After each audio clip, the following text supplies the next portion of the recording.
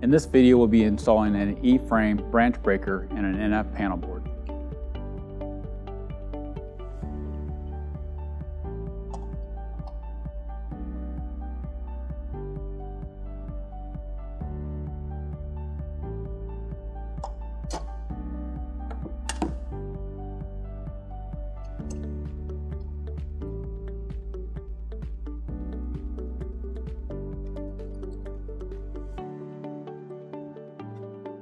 Next, we'll torque the connections.